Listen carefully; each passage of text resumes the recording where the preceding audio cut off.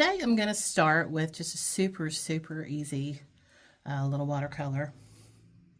And I'm going to paint a sunflower. And this is a good way to teach you some basic watercolor techniques. And I just have a kind of a cheap, basic student grade watercolor set here that I purchased on Amazon a while ago.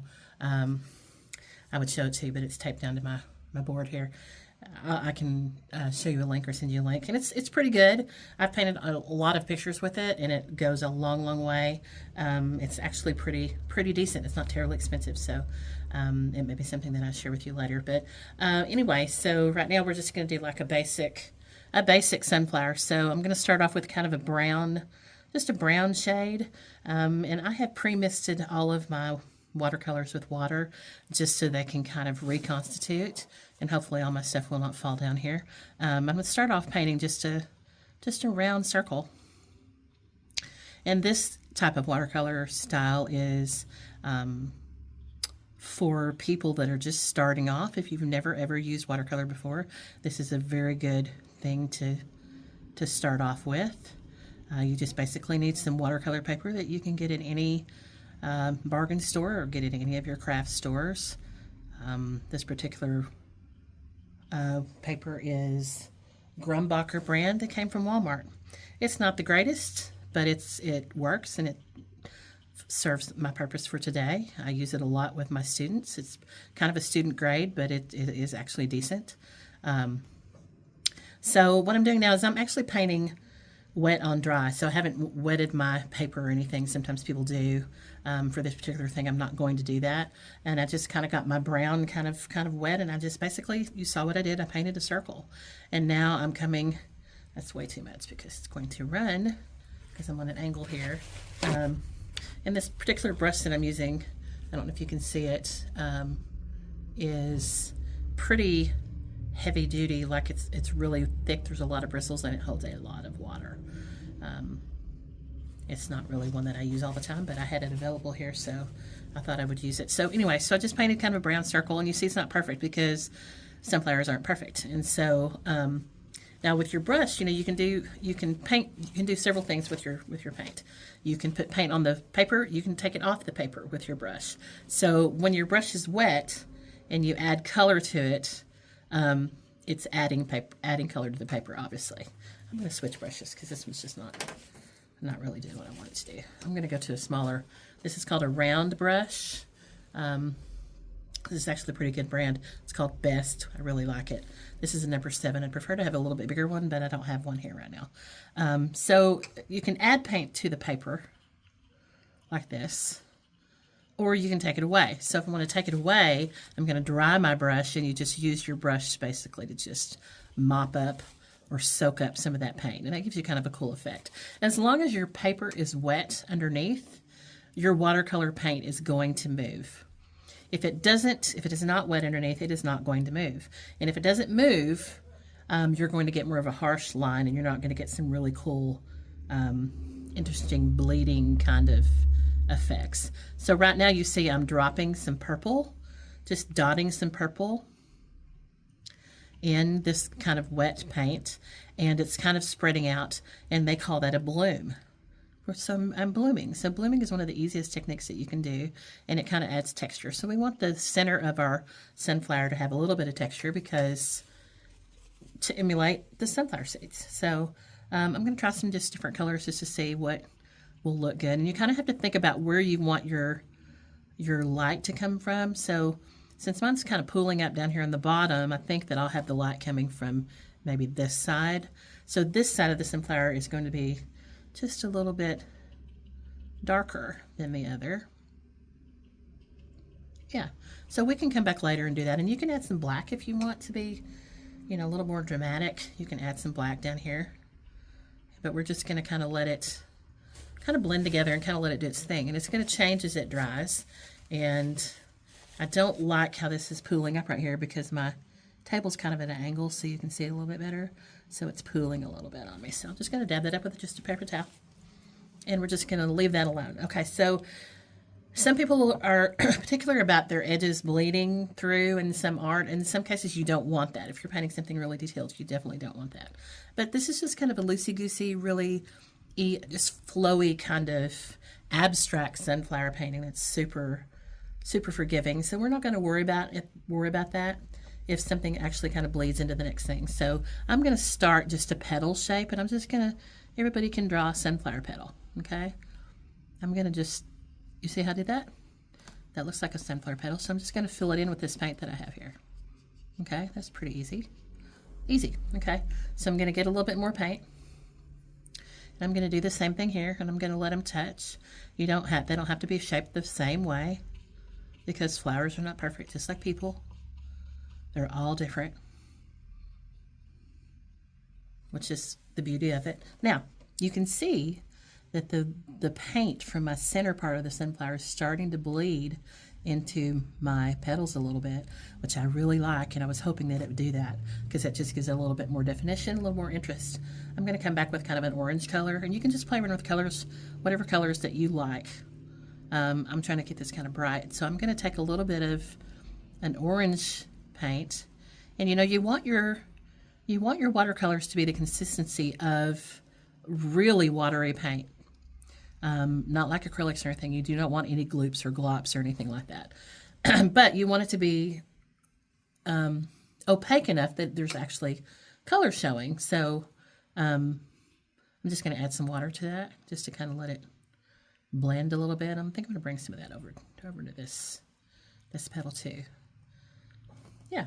Okay, so that's kind of a good start. So I'm going to try a different color. Now these paints that I have, I would say are not really traditional watercolor paints because I believe, see how opaque that is?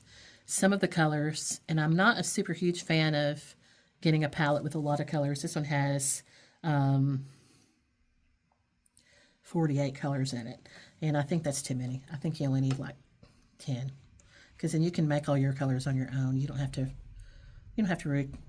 rely on a ready-made palette for all of your colors. But, you know, hey, it just came this way. But you see how opaque this paint is? This palette of watercolors actually is, to me, it's more gouache-y. It's more like a gouache paint, which has a little bit of white mixed in with it, or it's more opaque. You can't see through it as good. So that's one thing that I don't really like about this palette too much, but it's okay. It still gets the job done. I probably would not buy it again for me personally, for more professional stuff, but for just amateur, just a hobbyist, I think it's fine. So with that being said, I'm going to go on around and I'm going to pick some other colors. So remember we said it was going to be darker down here on the bottom, so I'm going to use more of like an orange color, just instead of a brighter yellow color. So you see I'm just kind of manipulating this paint to making kind of a point at the end. It doesn't have to be perfect, a perfect shape. And you can draw it out first and then fill it in like I did this one. You remember the first one I did? Or you can do like mine. Now you see how this is kind of evenly painted? That's kind of boring to me. So I'm going to take just a little bit of water and I'm just going to dot the water randomly. And I think I'm going to do that up here too. Now see, this is lighter up here, so now I have some little speckles. But this is going to do interesting things. You see that water is already spreading that pigment around, and it's making some little shapes there that are going to show up even more as it dries. So I'm going to come back and I'm going to do something kind of cool. I found that if you use a super bright yellow on top of a darker color, it gives you some really cool interesting blooms. You see how that's forming kind of almost like tentacles. I don't know if you can see that or not, I hope, but it's spreading out into little shapes, little blobs that are kind of cool. And I'm going to do that up here too. Just still have a little bit of moisture left. So you see how that does that? Look at that. Isn't that cool? It's like magic. I love that so much. It's one reason I really, really love watercolor. I almost feel like it's kind of alive. So I'm just going down my palette from a lighter orange to a darker orange, and I'm probably going to mix some colors of my own because, like I said, I'm not sure that I want to use that orangey color again. Or maybe I didn't say that. I thought it anyway. So you might want to make some petals kind of smaller because sometimes they don't grow very good, you know, don't get as much light or something. I kind of like that. And you might, if you want to like this, make this a little bit wild even, you can add some pink to it. To sunflower. There's actually all different kinds of sunflowers. I love sunflowers. I always kind of forget to plant them, but when I do, I'm just so happy. There's a Mexican sunflower that's kind of a bush sunflower that I planted one year in my flower bed, and it grew several plants, and it had flowers all over it, and the hummingbirds loved it, and that made me really happy. It's kind of had orange flowers, and I added a lot of water on that one, which I really shouldn't have done. I'm going to take some of that over here. I still had a lot of that water left in my brush when I kind of took some of that off. And this is kind of pooling up a little bit down here. So you can go back in and adjust. See, I still had some of that orange on my brush, so I'm going to add some orange kind of splotches to some of these just to give it a little bit of texture. I like that. So I'm going to go back with some, since those petals, those last two that I painted are dark, I'm going to come back in and I'm going to bloom some yellow in there just to try to get some variation in color. Yeah, okay. So I'm going to go back up to a lighter color yellow, I think, for these next two. And this one's I'm just going to draw that in just like that. And I don't mind that they touch. You don't have to have white behind them. And I may go back in and fill that in. I'm not sure that I like that. So this is your painting. I'm not looking at a picture. I'm just painting this from my head. I'm actually painting a similar painting like this multiple times with students, and they love it. And it's a really, like I said, a really good learning project because it's so forgiving and you can't mess it up. You just cannot mess it up. And you can learn a variety of pretty cool techniques that you can apply to other paintings. This is definitely a good beginning piece to start with. So, because you can't mess it up. It's flawed. It's just fail proof. I think anyway. I think I might have gaps down here and not any up here. This petal's a little bit fatter.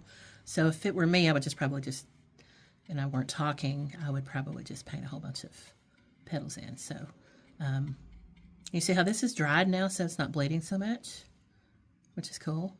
And I kind of liked how that petal was kind of broken at the end, like it wasn't perfectly pointed, because sometimes that happens.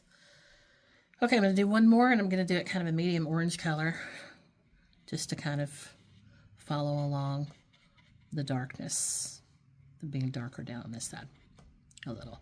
Now this petal edge is going to run into that one because that one's still wet, and that's perfectly fine. Yeah. All right, so you see just in a couple of minutes we have like a pretty decent looking little sunflower. Now you can call it quits with this and just be done with it. I wouldn't. I'm going to go back and add a lot of other little things. You just kind of keep messing with it, keep working with it, and adding things that you like. But you kind of have to start with a base first and then come back and add details. Now, one thing with watercolor that we don't usually do is we don't usually paint with white. We usually leave the paper white to show through. There's not really a white watercolor. I have one in this kit, which it's not really authentic watercolor, but it's okay. But the white is not really white. So I am a fan of the Posca paint pens. In my opinion, they're the only ones to buy. I wouldn't even waste my money on anything else. I've tried so many different brands, but Posca brand are fantastic. So you can come back with a white Posca pen or a black Posca pen, which is like a paint marker, and add details later on if you want to, which we may do that too. But I'm going to just kind of let that sit for a little bit. I'm going to paint some green leaves. So I'm going to come over here to my palette. I'm sorry that you can't see this. One day I'm going to have a setup where you can see what I'm doing with my paints and mixing up. I'm going to basically paint the same shape that I painted before and just make some bigger shapes for some leaves, and that's literally it. I'm going to go around. I may paint it like I'm kind of funny. I like turquoise, so I'm going to do like more of a turquoise. And I might not do this in every single one. And you might want to put like a stripe in yours, so I kind of left that one thing open there and come back with a different color green. I don't know that it really matters, but you can try that and see. Just play around with it and see. Now, you see how this is, I'm not sure if you can see that this is glossy still, indicating that it's still wet. So when something is wet, that's when you bloom. There's two ways to bloom.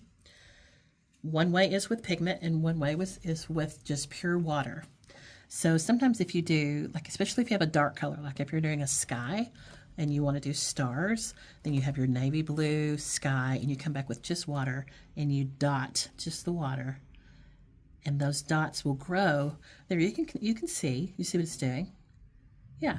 So if you want them small like that, you just do little dots. If you want them to be together, then you do them together. Yeah, that's cool. So over here, this one's still really wet. I'm gonna be crazy and add like a teal color to it just because, why not? Especially like over here where it's kind of under that petal and it's kind of darker. And I'm gonna let that kind of, where that water has settled, I'm gonna put a little bit darker color here too, just for some interest. I'm just kind of dotting that, dabbing that in there. See how easy that is? Super easy, anybody can do this. Yeah, I like that. Okay, so I'm gonna do the same thing here because I wanna stick with my shadow down here, and I kind of touch that petal, but that's okay. Yeah, I like that. Okay, so now this is another little trick that you can do also that's kind of cool. So like if you're doing a leaf, you know, and the leaves have the veins going through them, you can take the end of your paintbrush, or they make little tools that people use for fingernail polish, for like dotting little dots on fingernail to make like a polka dotted paint effect on your fingernail polish that work really good. You can get them on Amazon, or you can take a mechanical pencil. Let me see if I can get one real quick right here. This is kind of an ugly one. A mechanical pencil, and push the lead in it, and then you can draw with it that way. And you're basically just creating a channel. You see how that works? A channel for the paint that's on your paper to seep down in, and now you have beautiful veins, okay? So that's kind of a cool effect. And you can always come back in and add more paint in those little veins too, so let it kind of really drip in there. See what happens. Kind of neat. Like sometimes leaves are darker around the veins, you know, like in between here, like underneath.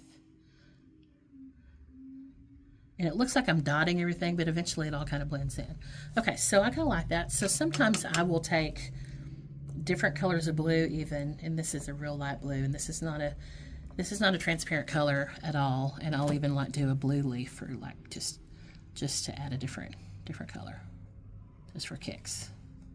Because it's my painting, I can do what I want. You're painting too. You don't like blue? Don't use it. And that's not really a blue, it's really technically more of a turquoisey blue.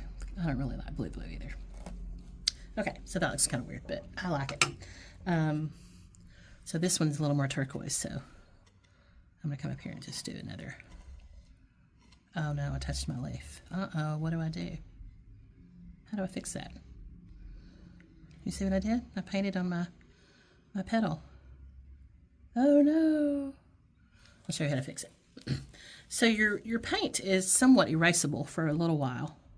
You basically just wet your paintbrush or wipe it off and just kind of scrub it off. I may have to adjust that a little bit later because it wasn't really dried.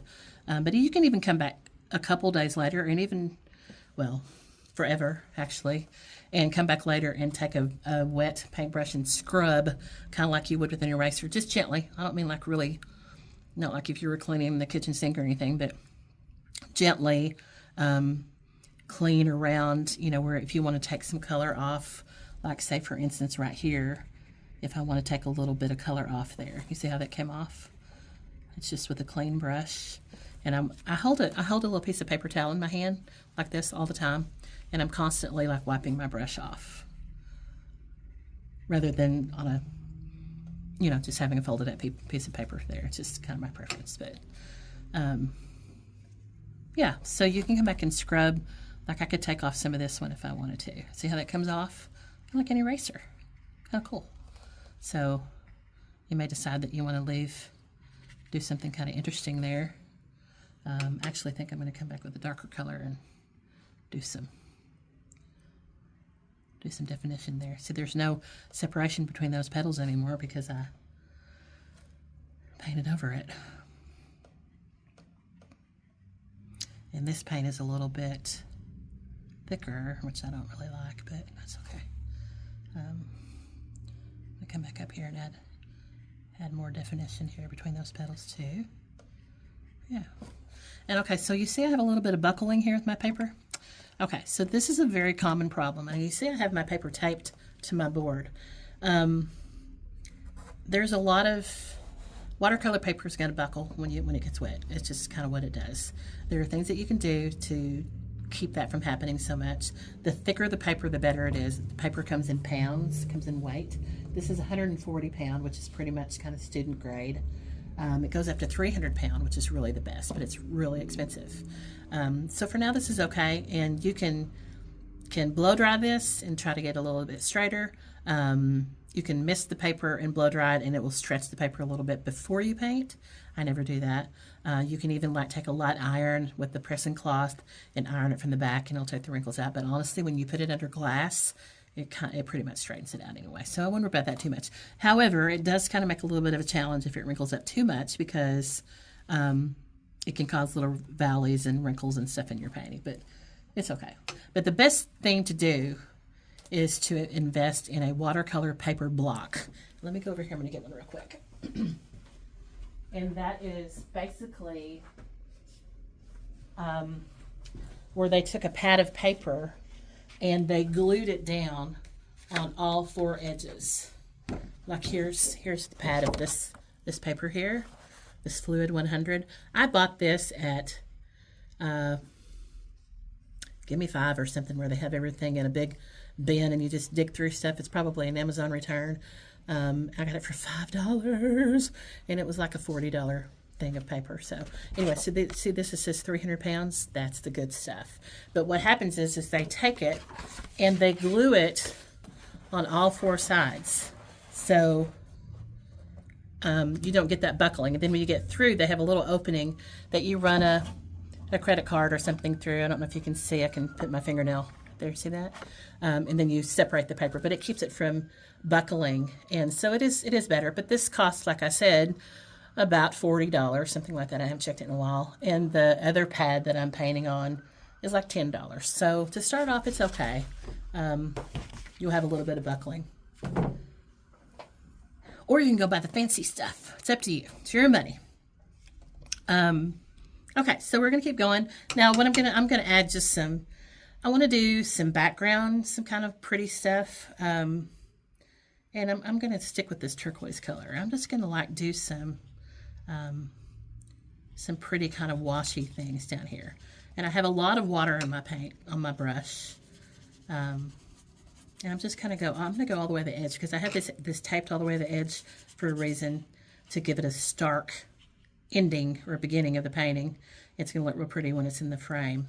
And then I have just a teeny tiny bit of color on here. I'm just going to kind of bloom a little bit in there and just kind of waller it around a little bit. That's a southern term, but you get the idea. And paint up as close as I can to that. I'm not going to put a whole lot of color. I just want a little bit of something. Then when I go over here, I may use kind of a slightly different color. I may fade it into kind of a, I don't know, purpley color maybe, or some pink. Paints are drying out a little bit. Yeah, just kind of blend it in. Whatever you like. I don't want a whole lot of pink. Just something. I got something on my thing. Something kind of opposite of orange. This is just a bright thing. You can use whatever colors you want. Honestly, there's nothing incorrect that you can do here. It's just totally up to you. This is kind of a Pepto-Bismol pink, which is icky in itself. Nobody likes Pepto-Bismol. Do you put yours in the refrigerator? That's what my parents used to do. That was the only thing that made it tolerable. So I'm going to go back in and maybe put a little bit of green, because I like green. I'm more of a green person than I am blue. And then see, I'm just kind of blending that in together. And it's just kind of cool. So as long as you have a little bit of water on your paper, remember, water is what takes, what activates the paint and makes it move. So if you don't have any water, you're just going to have paint. And that may be what you want to do. Like if you're doing a a tree and you're painting branches and you need something kind of hard, like a hard line, then you're going to need less water. But if you're doing like a background or something where you're just kind of blending in colors, and then you need more water to let it flow. And I got on my my bloom again. My petal. I can't talk. That's a little bit too much color there, so I'm gonna take some of it off. Okay, so I'm just kind of like fading, and right there, I just actually put more water on my brush. I'm not a big rinser. I don't like to rinse my brush very much, unless things are getting muddy. My students, I correct them all the time. They want to rinse after every single color, and I'm like, all you're doing is adding a lot of water to your brush, and you're wasting paint, especially with acrylics. If you're really particular and you're painting something that is like white, of course you don't want any other color in there, but sometimes it's not necessary to rinse your brush all the time. So now this painting is still wet. I don't know if you can see the reflection, meaning that it's still wet. It's got some moisture in there. I'm gonna bloom some kind of this green color that I was using. This may be a bad mistake, but when it dries, it's gonna look really cool, to kind of indicate that there is something else there, some other flowers or something maybe that we don't necessarily see, you know, that are in the background. And do the same thing with some yellow. So I'm just dotting it on there, and this is just a little round brush. You know, I see painters use 10 different brushes when they're brushing with their paintings, and that's fine. That's great. I never had that luxury growing up. I had like a praying watercolors. That's what we used in high school, and they were really good. And we had one brush, and so I learned how to paint just about anything I wanted to with literally one brush. And so it can be done. It's just, you know, you may not enjoy it as much, and that's okay. If you want to go buy a brush set, that's fine. I have a couple that I can recommend to you that are fairly inexpensive. I'm not one on spending a whole lot of money on brushes. I have done that, and it's kind of addictive. You see brushes and you're like, ooh, you know, or you see some artist that you're following on YouTube or Instagram or whatever, and they have their own brush set. You're like, ooh, I know I'll be able to paint like them if I buy their brushes. That's not necessarily true. And sometimes the brushes that you spend a lot of money on are not that great, because we know where they're all made, right? They all come from that same country, and people just make more money off of them. They charge more for them. Doesn't mean they're any better. So the brush set that I would recommend is not very expensive, because I'm sure it came from over there too, but it'll get the job done. It'll do fine. And if you wear them out and they don't work anymore, then you just buy some new ones.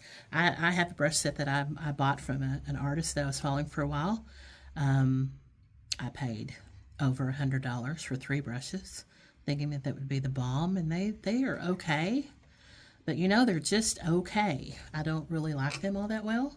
They're not holding up that great for the amount of money. This brush set here, the best brand, I believe I got them at Jerry's Artorama, which is a great resource for things other than Amazon. I got them from them, and they have a whole bunch of different kinds, and I think they're really, really great. I like them a lot. They're a little more expensive. You can get a set of them for about $25.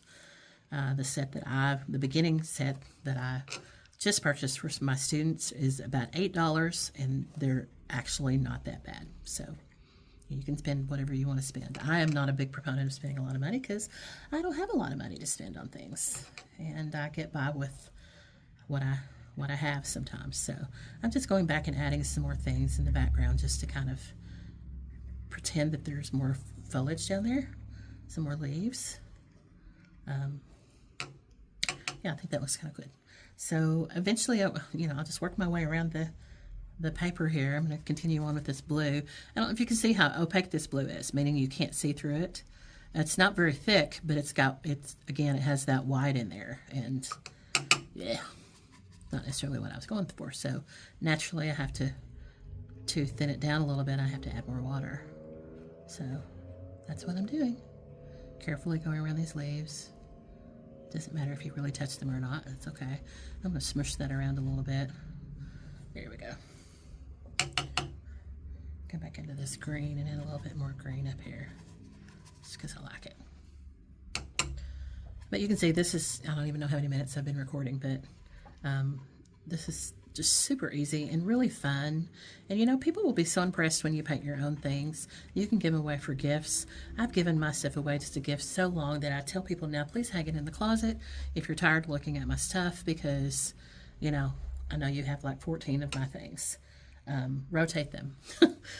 But everybody's usually thrilled to get them. But I try not to do that all the time. Oddly enough, I give my paintings away or I sell them, and I hardly have any. I literally have 2 paintings of mine hanging in my house. I have a lot here in the studio, of course, but most of these things in the studio are student projects that I've painted for class and not necessarily something that I did on my own. That's my favorite. I don't really paint for myself, which is kind of silly, actually. I need to. I do have some things in a portfolio that I keep that I like, that I should probably just frame and hang up, but you can see that you can paint something in just a few minutes that looks pretty cute, and it's a lot cuter than anything you go buy at Hobby Lobby to hang on your wall, and it doesn't take much time, and it's something that you did, and it's unique, and you can customize it to the colors in your house or your friend's house or your office or wherever you want to hang them. You know, wherever you want it to go, that's what you can do. There's a little dark hydrangea or something growing over here.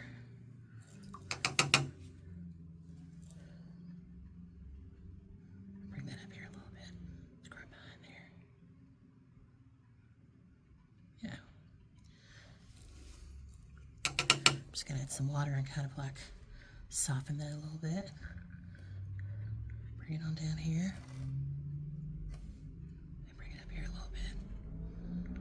Helps if you whisper. I don't know if you guys can hear this insane amount of traffic that is on the street by my studio. It is so loud. I don't understand why cars have to be so loud. Motorcycles, etc. Sometimes we have a fire truck that goes by. It's pretty loud too. I'm not sure exactly what I'm doing here. There's some kind of weed growing there. I didn't really mean to do that, but I just went with it. With the green that I put there. Can you see the little light, little wispy strokes that I'm doing just for some texture? You've all seen lots of stuff like that, like a Cosmo plant or something. Yeah, it probably won't show up a whole lot anyway. It's just some green that I had on my palette. I might do the same thing here. And that's why I like these round brushes, because you can make them do just about anything you want. You can get them really thin and pointy, and they'll do just about anything. There's a reflection there, so I'm not sure if that looks good or not, so I'm going to paint through that some. Okay, so I'm going to go back to my sunflower a little bit. I feel like the center is not quite dark enough, but I do like the purple that's showing up, but I'm going to add a little bit more. I'm going to bloom some darker bits, and I'm just kind of randomly, you see I'm just randomly dotting that on there, you know, not even really turning my brush around, but I'm trying not to get down into the petals too much. I'm not going to go over that purple because I like that. Matter of fact, I might add some purple down at the bottom too, just to really darken that. Yeah, there we go. Carry some of that up there, because these are the seeds, so it needs to have a little bit of texture. Yeah, that looks more fun. So I'm going to use my yellow trick that I was telling you guys about, putting the yellow in the wet. Now I want you to watch with it. This is just plain, really bright canary yellow color. And this is that purpley brown. Now watch what happens when I dot that in there. You watch it go. Look at it spread. Is that not cool? I just think that's amazing. White will do the same thing if you do have some white watercolor. Oh, that's so cool. Yes. Okay, so that should dry into something kind of interesting. I think I'm going to put some more shadows and stuff on my sunflowers. So I'm going to make kind of an orangey brown color. And I'm sorry that you can't see my palette. It's really ugly anyway. I'm going to kind of go around the edge. I'm not going to really fill that in just yet. I might even do some down here too. Ooh, yeah, I'll let that run. Run, baby, run. Love it. Remember, like what I said before, I really feel that watercolor kind of has a life. And I love that because it kind of, some people like that and some people don't. Some people want to be controlling, want it to do exactly what they want it to do. And I think that maybe acrylic paint would be probably better for you because watercolor, it's kind of different. It literally just kind of has a life of its own and kind of does what it wants to do sometimes. And if you don't like that kind of thing, then you may not like this medium, but you need to try it anyway and just see if you can kind of flex a little bit, because I think you'll be pleasantly surprised at how fun it is and how quickly you can paint something really cool. Now, I don't really like this blob here. I do like it to run a little bit, but you see that it's not going anywhere? That means my petal is not wet anywhere else. It's only wet right there on the edge because that's where I put that little stripe. So I'm going to kind of blend that a little bit. You know, watercolor can't go where it's not wet. So keep that in mind. I'm going to keep doing some darker spots. And even right here, I really do like how that bled, but I'm going to go back over it and just kind of dot it around its T. Yeah, so now we have a little bit more texture. You see, now this petal back here is behind the others. So I'm going to like leave that light colored, I think, just to kind of give it a little bit of depth. And you know how sometimes they have like folds in them where they're growing, like right here at the seed part. So I'm going to kind of add some things like that, just kind of some hints of some folds maybe. And you see I'm just kind of like just pushing. I'm stealing paint from the center right there, actually. And if you don't like it like that, you just take your brush, wash it off a little bit, get you some water. I don't really like that hard line right there. So I'll just go back and cut that off. Yeah, there you go. Okay, so I really like what this is doing. You see all that crazy stuff? I still feel like it needs to be slightly darker on the bottom. I don't want to just do stark black, but I kind of want to add some purple to it. So I'm going to make like a purpley black color and just do like the bottom down here, like it's just really kind of sitting. Like there's some darkness here. Yeah. And I don't even care if it goes in here. That's cool. I might even have it do there too, on purpose. I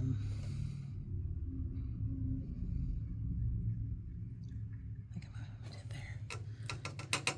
Okay, so some of those are cool. Some of them are a little bit harsh. So I'm going to come back and just kind of do a couple of little boop boops there and soften them a little bit and see. Oop, I don't really like that. Sometimes the little things that you do accidentally with your brush end up being like really cool. Like Bob Ross would say, happy little accidents, but I kind of do those accidents on purpose sometimes, just because you notice I'm not adding a whole lot of paint on this painting. I'm kind of robbing from another area, and I don't like that big green spot, so I'm going to kind of cover that up a little bit, I think.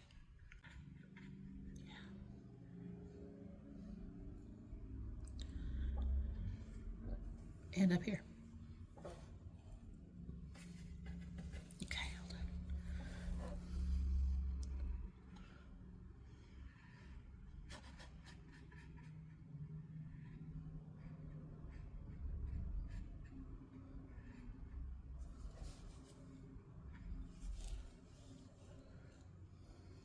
on. Ooh, look at this.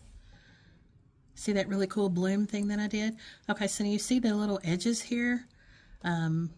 When it does this kind of thing here later, I think they call that cauliflowering, which I think is kind of funny. It just makes these little kind of broccoli cauliflower looking little edges all on its own. So you could just keep working this and working this and working this and working this, which I would probably do. You know, there's not a whole lot down here, so it needs something here. So maybe we'll just put like a hint of another sunflower here, just like with some leaves. This is just some paint that I had mixed, like another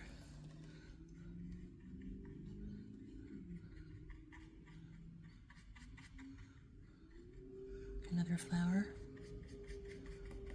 some sort.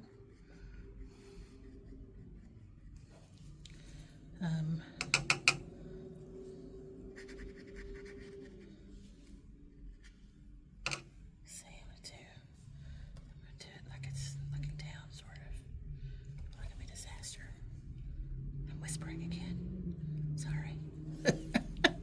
I do that when I'm concentrating or when I'm worried about what I just did, so it's okay. You guys can whisper with me. I whisper when I'm teaching my kids too. Sometimes it gets their attention if they're not paying attention. I start whispering. Okay, so that one's just kind of hanging down, which I kind of like. So I'm going to bloom some of that same kind of purple. This is darker right here into the other. And I might do some of the lighter, like the yellow, down here to kind of do that magic thing that we like. Yeah, and that's good. So I'm going to come back and add, oh my goodness, I love this color so much, but I'm not sure if I should put it. I'm going to put it up here. Ooh, that's dark. I like it though. We're going to do a little bit of negative painting. See how I painted that light colored leaf earlier? I'm going to go around it with a darker color. I call that negative painting because it's bringing the negative to view here, like that. But I'm going to blend this right here in a little bit with just a little bit of water on my brush. Yeah, because I don't want that to be like super harsh there. But here I don't mind so much. Here I do not want it to be harsh. I'm going to blend it in. I'm going to bring it down here a little bit. Blend that in. Waller it around a little bit again. Now you see this beautiful dark color here that's wet? It's begging, just begging for a bloom. So I'm going to take just a little bit of water, just pure water. Now watch this. I hope you can see it. Right now it doesn't look like anything, but it will turn into some really cool effects. Okay, just going to leave it. Just going to leave it there. I think I'm going to add some more down here on this side too. Maybe that same color because I just really like that color. Oh, yes. I don't want to cover up all that green that I painted either though. So I'm just kind of going around it. It's okay if you paint over it because it just adds depth of flavor. Wrong show, Sharon. Just intensifies the depth of something. It makes it look more three-dimensional.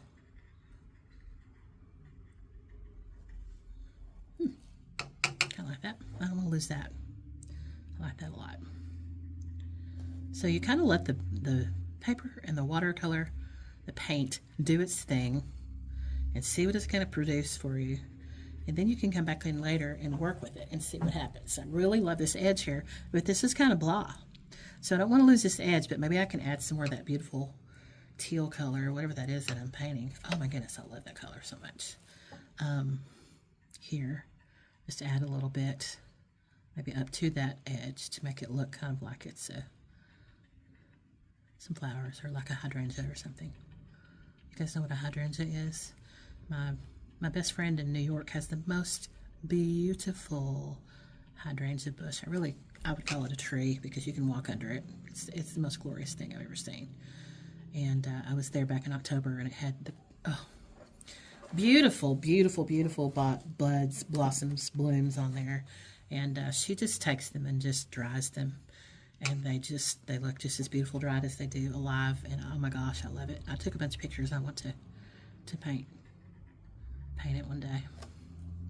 But yeah, so see how our painting's getting some more dimension. I'm gonna carry this color on over here. I think that color is gonna look really good when I get close to that. When I get closer to this orange upside down sunflower over here. So even though I painted stuff there before, it's not wasted because I'm sort of painting over it. It is adding a whole other dimension behind there. It's that when you do that, when you paint first, paint a layer of a color on first. And see how I'm kind of like using the tip of my brush to come up in here? Oh, that's kind of unexpected, but I kind of like it.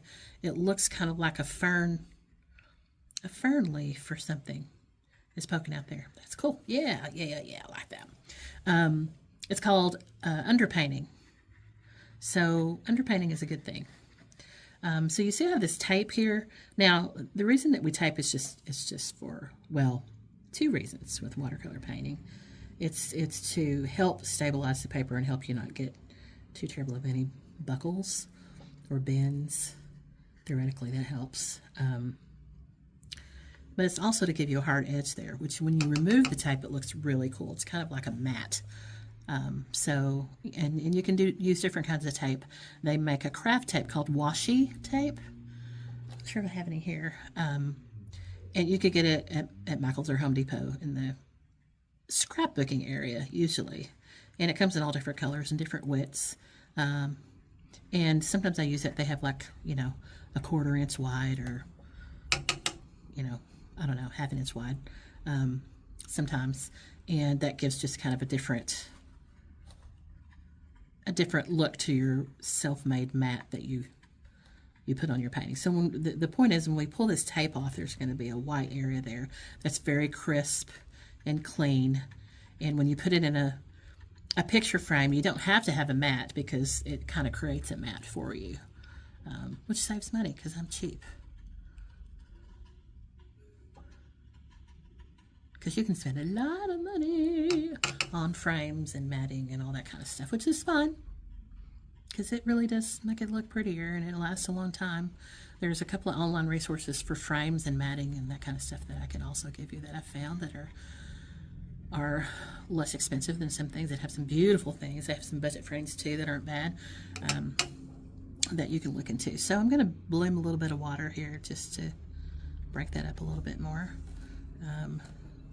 And you see my sunflower just kind of blended into nothing. So I'm going to let that dry a little bit. Then I'm going to come back and add some definition.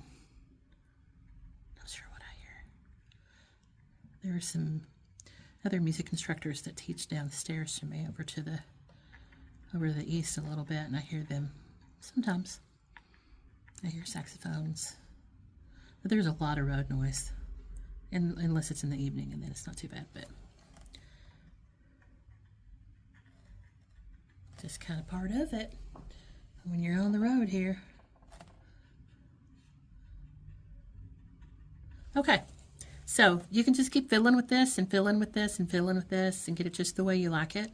There's one more little final thing that my students love to do, and I'm going to use my big moppy floppy brush for this. This one's got a lot of bristles, so it holds a lot of water. I'm going to do some splattering. I don't always like to do this, but sometimes it's kind of cool. And so I just I go up here and I just do this.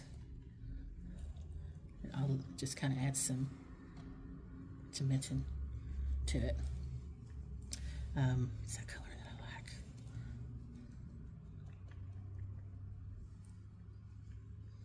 And the thing about it is, if you get it on a place on your painting that you don't like I'm not sure that I like it on this sunflower here, you just kind of go boop boop and just kind of erase it with your paper towel. Remember, I'm holding my paper towel in my hand and just kind of using it, and you can just kind of erase any of those dots that you don't like. Like down here, that's kind of cool. I'll just kind of leave it like that. Because when that dries, it really does make it interesting. I'm going to do one more time, and then I'm going to stop because I'm probably close to an hour.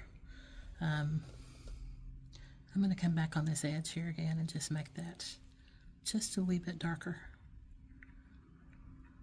Again, that's the thing. You just keep layering and layering and layering things until you get the depth of detail that you want, because it will vary depending on how detail oriented you are as a person.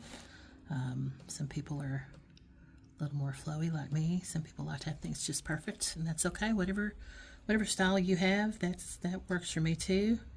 I just want you to be happy with it, and don't be too hard on yourself when you're first learning, because it is a learning process, and it's art. So there's no mistakes that you can make. Zero. Not any. There's no such thing. You can always fix it, repurpose it, paint it again, paint over it.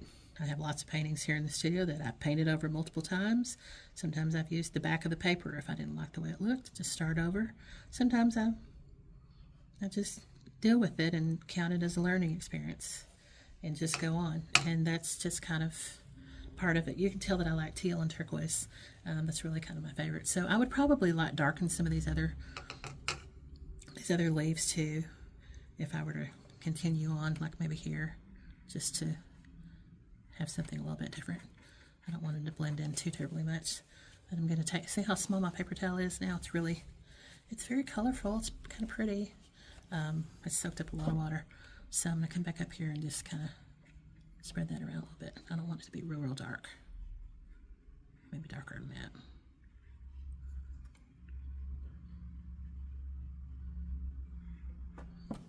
Maybe, I'm not sure.